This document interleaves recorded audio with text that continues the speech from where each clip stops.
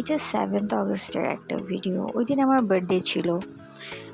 আমি সবসময় চেষ্টা করি শুধু আমার বার্থডে না, যে কারো বার্থডে বা যে কোনো ডে, সেটা অ্যানিভার্সারি হোক, যাই হোক, ওটা যেন আমরা একটু সেলিব্রেট করি। এটা আমি মানে ট্রাই করি যেন মিস না হয়। এটার কারণ কি, দেখা যায় যে আমরা সবাই খুব বিজি থাকি, বিভিন্ন কাজে আমরা মানে অনেক ব্যস্ত থাকি। বিশেষ করে আমি আর আবির, আমরা দুজন তো খুবই ব্যস্ত থাকি। বাসায় আসার পরে টায়ার্ড বা যাই হোক, ওরকমভাবে আসলে টাইম স্পেন্ড করা হয় না। তো আমরা এনশিওর করি যেন মাঝে মাঝে ছোটোখাটো আউটিং হয়। আর ওই দিন আমার বার্থডে উপলক্ষে আমরা বের হই। তো এরকম চেষ্টা থাকে। সেদিন আমরা গ্রিন লাউঞ্জে যাই। গ্রিন লাউঞ্জে দুটা ব্রাঞ্চ আছে, একটা বাংলা মোটরে আর একটা বসুন্ধরায়। তো আমরা বসুন্ধরাটায় যাই। এখানে আমি আগেও একবার এসেছিলাম। তো এই পরিবেশটা খুবই সুন্দর, আমার খুব পছন্দের একটা জায়গা। ঢাকায় অনেক রেস্টুরেন্ট আছে, তো সবগুলো ভালো। তো one of the most favourite place.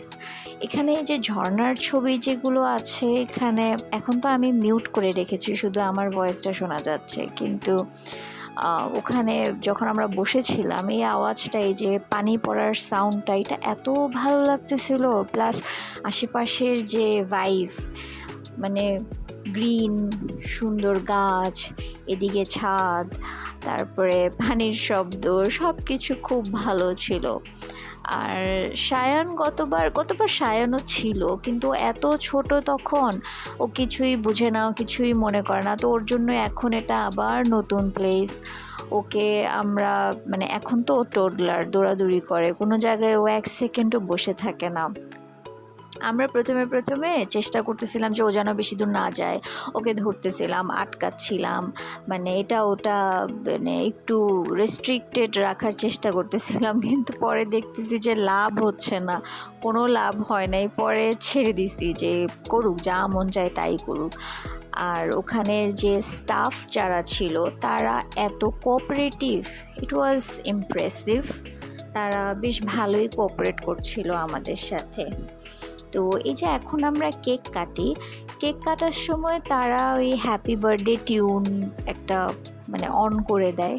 তো আমি প্রথমে ভেবেছিলাম মনে হয় আবির ওদেরকে বলে দিছে যে এরকম একটা মিউজিক ছাড়তে, পরে শুনলাম যে না, আবির বলেনি, ওরা নিজ থেকেই মানে এটা দেয়। তো it was kind of sweet.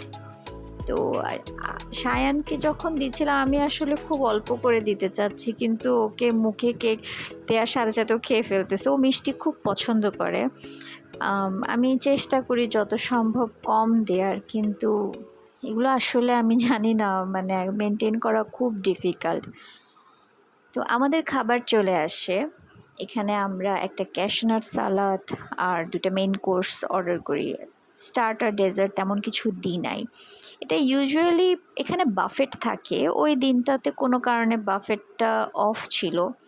তো আমাদের মেনু কার্ড থেকেই অর্ডার করতে হয়। খাবার আসতেও বেশি সময় নেয়নি, হয়তো আধা ঘন্টার মতো লেগেছিল। ওই টাইমটুকুই আসলে আমরা এই যে বিভিন্ন জায়গায় যাওয়া, ছবি তোলা, সায়ানের পিছনে পিছনে দৌড়াদৌড়ি করা, এগুলো করছিলাম।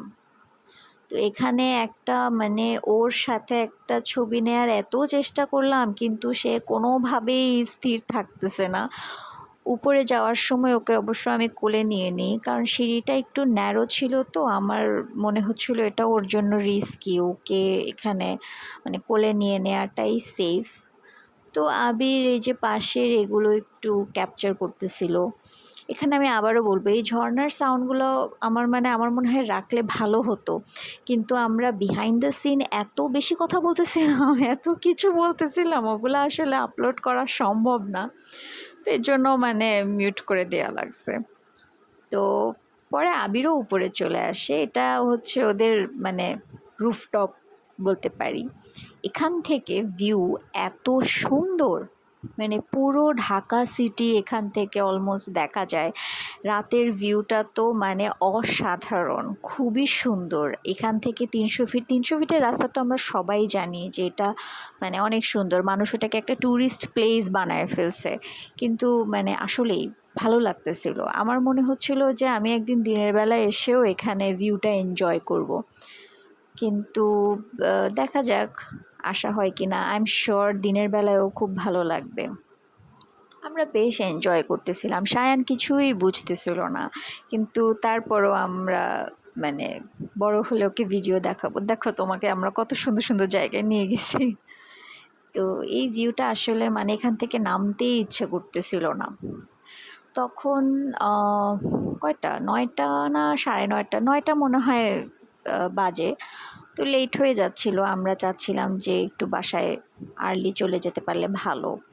মানে সত্যি কথা বলতে কি যেতে ইচ্ছে করছিল না। একে তো it was my birthday, I was very happy. আর এই পুরো অ্যারেঞ্জমেন্ট আবির আমার জন্য করে। আম তো সবকিছু খুব ভালো ছিল। যেতে ইচ্ছা মোটেও করতেছিল না। কিন্তু কিছু করার নাই। We have to get back home. তো এই তো এভাবেই আমরা বাসায় চলে যাই।